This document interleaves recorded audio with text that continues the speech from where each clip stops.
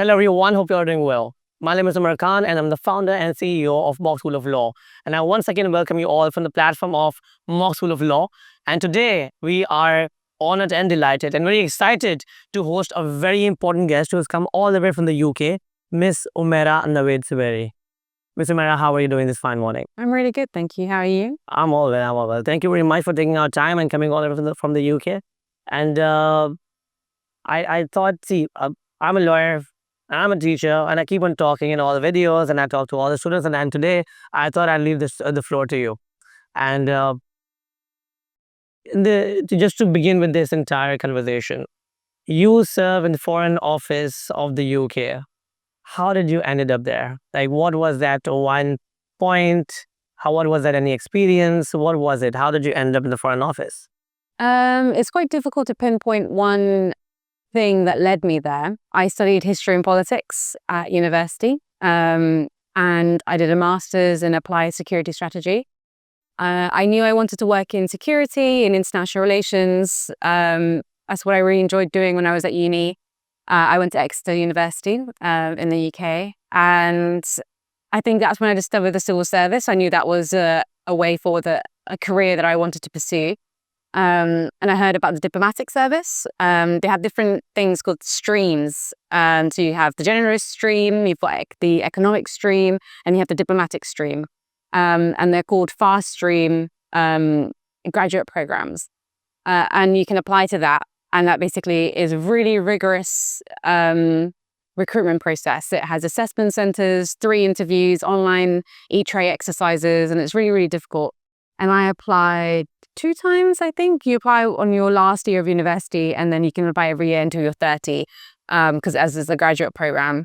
And I got rejected twice because it's an incredibly difficult recruitment process. A lot of private school, grammar school kids kind of know how to bypass that sort of situation because they've been raised to understand how to do those sort of interviews. And I just went to a normal school. I didn't really know what that recruitment process involved.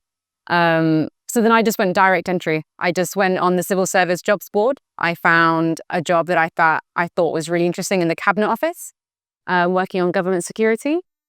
I did that for 3 years. And then I saw a job in the Foreign Office. And again, it was just online on the website for civil service. And I applied to that one to be a policy advisor at the Foreign Office on security issues. And I got that. And I've been doing that job for 2.5 years now. And it's pretty much a dream job. I think I've peaked really early in my career. I can't really imagine doing anything else. I mean, I'm only 28 and I just think I've got the best job in the world.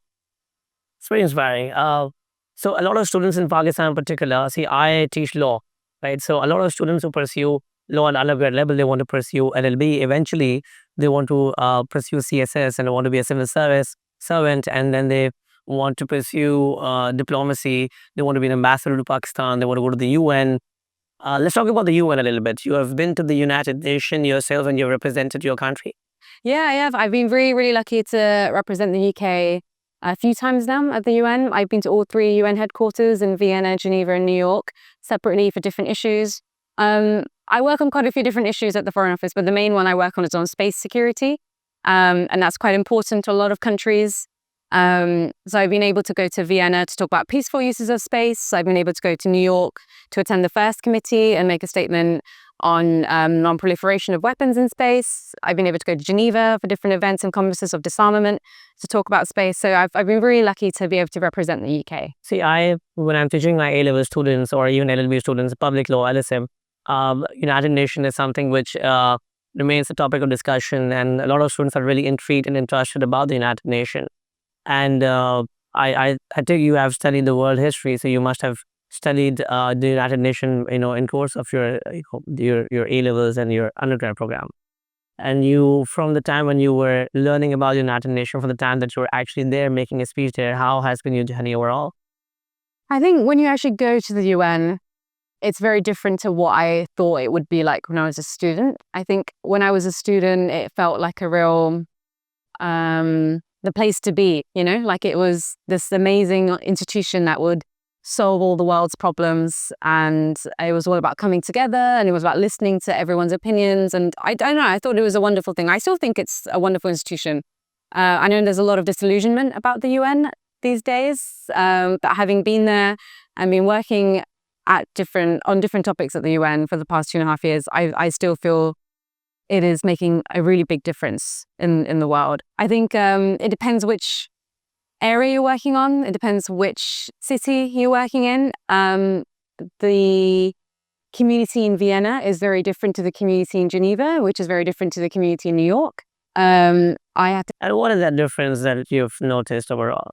Interacting with people from different countries, and how, I mean, what's the entire day like? You're in the United Nations, there are other country representatives over there. Do you interact with them? How is the interaction like? And how is Vienna, for example, different from New York is? How is that? Well, in Vienna, it's all about peaceful uses of space. And they have this thing called the Vienna spirit, which is all about finding consensus, working together. It's all about trying to find common ground. And it's a much more, I would say, collegiate and positive working environment in Vienna, at least. There's a real energy behind getting outcomes. And it is usually the more successful of the three headquarters, I would say. And I've really enjoyed working in Vienna. I go there every June for the Committee on Peaceful Uses of Outer Space, and you talk to loads of different allies. We have a real like-minded community.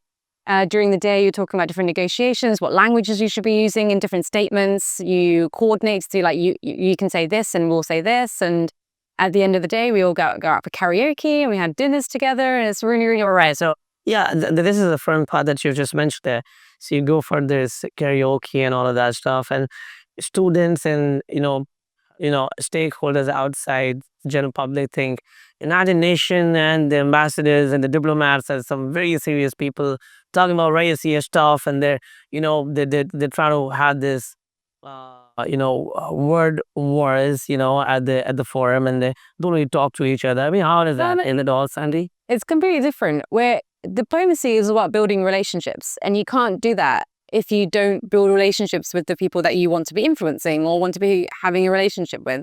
So, there's what I love is I actually met my Pakistani colleague in Vienna. His name is Hassan Abbas. He's now, I think, the director for non-proliferation arms control in Pakistan in Islamabad. But, he was in a five-a-side football team with my UK counsellor. And, we all went out for coffee afterwards, and everyone's very chill. And it's obviously in the day, you'll be having quite tough negotiations, or you'll be talking about quite serious topics. But as soon as you're out of that room, you kind of leave it in that room and you come out as friends, and you carry on that relationship as far as it can go. I mean, it's all about having a nice time. I think you can't build relationships with animosity.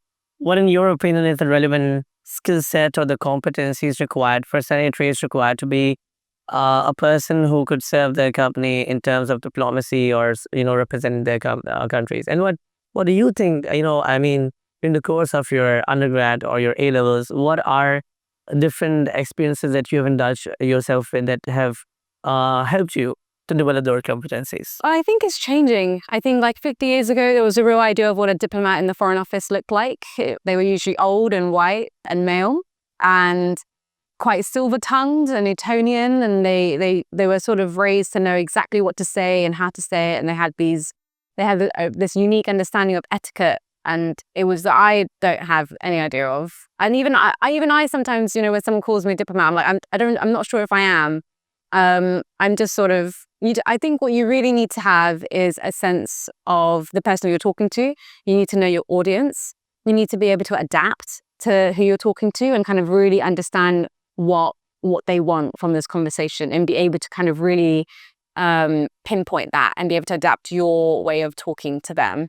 I think I'm quite an extroverted person, and I think if I was an introvert, I would find it difficult, just because it is about socializing. It's about being constantly switched on. It's about it's quite long days. You have days working, and then you're socializing in the evening, which is still working really, because you're networking and you're still talking about what you do at work, but with a glass of wine. It's still very. You have to be very social, I think. It can be quite draining if you're not. But at the same time, I've met lots of neurodivergent people who really struggle with that sort of social element, but they're still brilliant diplomats. And I think there's no real cutout of what a diplomat looks like. It's changing a lot more these days. So, what are the chances of any student who is currently an A-level student in Pakistan who is going to go to the UK for the undergrad program and they plan on staying back in the UK, maybe applying for the PR? What are the chances for those students who end up as a diplomat over there? Considering, assuming they eventually become a national over there, are there any prospects? Yeah, I think because for the Foreign Office, I think you have to be living in the UK for 10 years, that sort of thing, before you can kind of do certain roles. But if you manage to get there and you want to join the civil service, there's quite a few things I'd advise. And at university, I did a lot of internships. Just getting some sort of experience is really good, even if it was like 2 weeks. Now, my students, when there's a lot of our students go to the UK for for the LLB undergrads, right? And whenever they do get time, they're sort of working at McDonald's and doing all these odd jobs, and there's nothing wrong with it. But I think that your internship should be aligned with with the industry or profession that you eventually want to pursue. So, what kind of internships have you done? Have you ever done an odd internships or? Well, it depends. In my first year, I did an internship at a bank, and it was like a 2-week. They're called spring weeks, and they're usually in the Easter break, and you can do different things. And I have no interest in finance. Never did, but it was something that was different, and it was something that showed that I had a job for 2 weeks, and I knew what it was like working in an office environment, and it was actually really fun. I didn't enjoy banking, but I enjoyed understanding. That's where I learned about penetration testing and security at banks and how difficult it is and how they're always having cyber attacks and that sort of stuff. And that was really, really fun. So even if it's not completely aligned to what I want to do in the future, it was still an interesting world to kind of understand for 2 weeks. And then you got some good experience. You met some interesting people. You learned what it was like to be in a meeting, to take minutes, to give a presentation, which, you can do in any job. It doesn't have to be perfectly aligned. And then later on, I did a few more things more similar to what I want to do now. I worked for a consultancy where I was a research assistant on nuclear proliferation in Pakistan, actually. And then I also... What do you think about researching? I mean, students, particularly living in anywhere around the world, do you think research plays a part in developing a person's personality?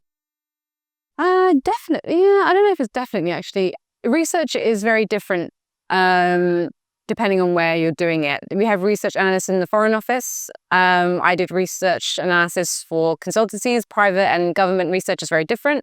Again, it depends on the audience, but if you want that analytical training, then yeah, it's very good. Understanding how to write a good paper is very, very important. I've had a lot of changes to my papers, and it's a lot of time consumed understanding how to write for a minister, for a senior reader. It takes a long... I think that's one of the basic skills a civil servant needs to have, is how to write for a senior person. And, you come out of uni and you write essays, and you write these really, really long, drawn out, waffling essays about, whatever you might be talking about, like the UN. And then you come to the civil service and it's suddenly a bit of a surprise and a shock when you just get red marks all over your papers because you're writing for a minister who has 2 minutes to read a paper. So you have to get to the point immediately, and you need to be able to say something succinctly, boldly, easily readable, for the busy reader. And I think that's something that comes with time. It's a real skill that you have to develop. And I think students really struggle with that. While giving a speech in the United Nations, what was it like the first time when you were delivering a speech? Were you nervous? Was it okay? Or how was it? I was really, really nervous. It was in Vienna. And I had a really great counselor, Mike, who is just one of those people that you can watch all day. He just kind of walks in, turns the mic on, and he just talks, and everything's perfect, and everyone just loves him. And I remember watching him, and I was like, I want to be like him one day. And most people, 90% of the time, have a laptop in front of them or a piece of paper that they're reading from, because you don't want to make mistakes when you're making your statement. Whereas Mike can just say anything, and it just sounds perfect. And you see those sort of seasoned diplomats, and that's where you want to learn from. But yeah, I had a laptop in front of me, and I just sort of turned the mic on. It goes red when suddenly your face is on a big screen in front of you that everyone can see. And it's really nerve-wracking. I think I've done like 4 or 5 of these statements now, and I still get quite nervous. But it was, as soon as you finish, it was just like an amazing experience. I was very proud, yeah. And I sent all my friends the links because you can watch it live. And I was like, no, I'm going to be coming on TV in a bit. So just just watch me. And it was a really amazing experience. And for a lot, it's a dream. What is your day like at the Foreign Office in the UK? That's a really tough question. It depends what's happening at the time. I can give you like a feel for a few different days. Sometimes it's a lot of planning. So I organize a lot of diplomatic visits and bilateral relations. So it might be bringing in another country's diplomats, hosting them, and then having conversations with them about different policy areas. So it'll be just making sure that they feel at home. And then we usually sat in this grand room, and I'll be talking to them about something really interesting. And then we'll have lunch together, and then they'll leave. So the whole day will just be hosting another country, planning a conference that I'm doing in a few months, or where I'll be making a statement, or my team presents something at. So I'll be writing the statement, I'll be making the presentation, I'll be talking to different colleagues around the world about how to organize the conference. So organizing, conferences and hosting other country diplomats is one of the major part of the job as a diplomat. It's not just about diplomacy, right? Well, it depends. For a desk officer, which is what I am, it's managing anything that comes in front of me on that desk. So if you're managing the Pakistan desk, anything to do with Pakistan comes to you. I manage a space desk, so anything to do with outer space security comes to me, and that could be a whole host of. So every day is a new day. It's a different thing. Yeah, it's always fun. I think I'm very lucky because I look forward to Mondays. I actually really enjoy going to work. It's an amazing job, and I work with the most amazing people, and I've met some really cool people. And so I'm just gonna go ahead and ask this question. You're originally from Pakistan, but you're raised in the UK, and you studied all your life you did your primary and your high school and the undergrad in the UK. You're employed there. You're a foreign officer there as well. And all your friends know that you're originally from Pakistan. Have you ever felt like someone is discriminating you against ever? No, I've been very lucky in that I've not really experienced discrimination in that sense. I think it comes in different shades though, like my name. A lot of people can't say my name, and that can be a bit frustrating, and sometimes that kind of takes away from your identity. I'm not angry about it though. Like, I'm not bitter. Like, it's, for some people living in the UK, that's a tough name to pronounce, and hopefully once I've said it enough times, they get the hang of it. But I wouldn't, again, it's not. So what are different is, so for example, I was interviewing Catherine Booth. She's a regional writer at Pearson. So she keep on saying Omar, right? And my name is Omer, and then that's fine. I understand. I don't mind, of course. Similarly, I mean, it's a Pakistani name. They probably could find it difficult at times to pronounce it. What are different pronunciations that you have? Oh, I've heard everything. I've heard Umaira, Amara, Amiria. I've heard everything, and I don't blame them. Like, sometimes it can be difficult, but I think if I've known you for a few months now and you're still saying it wrong, that can be a bit annoying. But again, I wouldn't say that's discrimination. I just think it's just an unfortunate byproduct of not being very aware of a different person's culture. I don't hold it against them. I think there's different, we come from very different backgrounds, different upbringings, but I don't think that's ever got in the way of my career. But no, I can't say that's the same for everyone. Some people might have faced discrimination, but I've been very lucky so far in my 5 years of working in the civil service so far. I'm going on to my 6th, that I've been surrounded by very welcoming and friendly people. And if you told me when I was 16 that I could represent the UK, being a Pakistani, I don't think I'd believe you. But I've been able to walk through lots of doors in the Foreign Office, and I'm very, very grateful for that. That is very inspiring, honestly. So here's this one question that I want to ask you from the student's perspective, of course. You're you're originally from Pakistan, raised in the UK, representing the UK in the Foreign Office and the United Nations. You're traveling every day, and every day is a new day, and it must be daunting. It must be very challenging. What is that one piece of advice that you would like to give to young students who would want to pursue Foreign Office? Don't give up. I got rejected twice from the civil service, so you just got to keep going. I think you need to find a mentor. That's what I did. I found someone who I knew was in the civil service and could help me with my applications. We did mock interviews, and they really helped me understand what they were looking for in the application process and the recruitment process. So I was able to tailor my CD and my answers and everything to that. So finding someone in the system is really, really helpful. And I don't think I could have joined the civil service without that person helping me. So finding a good mentor is really, really helpful. And yeah, just sort of keep building your network, learn how to write a good paper, and I think you'll find your way there. And then I think one of the most important aspect is being able to communicate properly, right? I mean, understanding the person that you're meeting, understanding their personality, and customizing the way that you speak in accordance to their personality, exactly that, like you said earlier as well. Understanding what is it that the other person wants, and reaching a consensus, a mutual ground, an agreement. Uh, Obviously, we're always in the constant state of developing our personalities and our communication skills. But what do you think you did right in terms of developing your communication skills? Um, I think I come across quite warm and friendly. That's just my sort of constant state of being. I'm very, I like to be friends with everyone I meet. So I think that sort of helps building that relationship. Not everyone, I don't think, is that immediately open with people, but I quite like to just sort of go in as if we're friends already, and then we'll just like talk about work. I think that's the way I approach people. And I think that's the way, I don't see that changing anytime soon. Sometimes people can find that quite disarming and nice. Sometimes people can find that a bit too much. And it just depends on who you're talking to. And you can it's a push and pull sort of relationship. But I think for me, what has worked so far, that I kind of just go in very sociable, very friendly, very smiley, and just sort of hope that they like me back, pretty much. And have you ever participated in an MUN? It's very popular over here in Pakistan. I did a lot of MUN and war game sort of exercises at uni, but not so much since then. So you think that is something that did help you?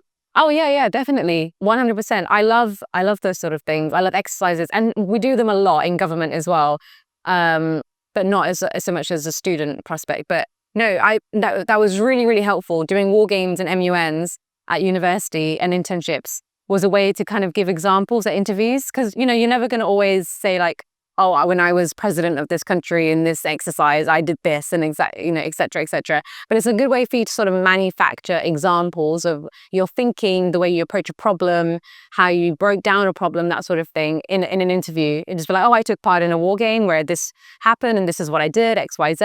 And it's a good way to kind of give an answer of like how you think and how you approach a situation. And if I didn't do war games, I wouldn't have those sort of examples. And you think selecting your A-level subject, what were your subjects?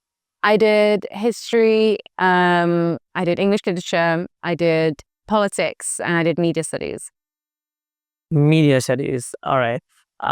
So do you think taking history and English literature, did that particularly help you understanding what undergrad program you want to pursue and eventually? No, not really. I wanted to do politics anyway because my dad, and also it was just interesting. And then that's how we did all these debates in class, and I thought that was really interesting. So when I went to uni, I was like, what do I like doing? And I liked doing all of my subjects, but I really enjoyed history and politics. So that's why I chose to do that at university. And I remember I actually did Latin for the first 3 months of A-levels, and I hated it. Latin was okay, but it was a really dry subject. I didn't see it being a part of my future. So when I talked to my teachers and I said, actually, can I do media studies instead? I like film, I like movies, I wanted to study, media. And they were like, why would you give up Latin to do media? Like no one wants to do media. And I had to really fight for it because everyone, universities like Latin. They think it looks really good. And I was like, I don't care. I don't enjoy Latin. I want to do media.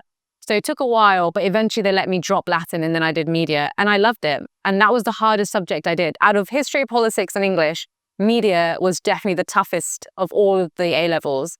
And it's the one I got the lowest grade in, but because it's people, I don't know, think down on these sort of subjects, but I would say it wasn't until I finished doing politics at A levels that I realized that's what I wanted to continue doing. And then it helped me in my career as well. How is coming back to Pakistan though? Visiting Pakistan, how is you liking it overall? What is something that like about Pakistan when you go back in the UK? You're like, oh my God, I like that particular thing. Is it food? Oh, I love everything about Pakistan. I'm very open about being Pakistani, and I like bringing in mithai, and I talk about biryani all the time. And even my accent is changing now as I like talk about Pakistan because I'm like coming back into it. But everyone's very aware of how strongly I feel about Pakistan. So they always want to ask me for my biryani recipes. They love seeing my mehendi. I had my nikah recently, and they were all so fascinated by how the process of the nikah is like, what it means. So they're very accepting. So I talk a lot about food, obviously. I love talking about the music. I'm always showing my friends the new Bollywood songs, that sort of thing. I love movies. I have a group of all my white friends, and we watch Bollywood movies together. We talk about Shah Rukh Khan all the time. Like there's so much about Pakistan that I just love talking about. And obviously there are some negative aspects as well, like which country doesn't have them. And people ask me a lot about Imran Khan and all of that stuff. And I'm not very political when it comes to Pakistan. I enjoy the food, the culture, my family, and I kind of keep to the good stuff. Ms. Umaira Navid, thank you very much for coming in today. And we know you was a very short notice, and you also have a flight to catch. And yeah, and I think it has been a very interesting conversation, and I particularly learned a lot from this. And I hope that our students also, I'm sure they learn a lot from your experiences as well. And I think you're an inspiration to all of us and all our students who want to pursue for an office and want to become the diplomat one day, and then nothing is impossible. Thank you very much for taking our time. It was amazing to have you over at our campus. Thanks for having me. Thank you.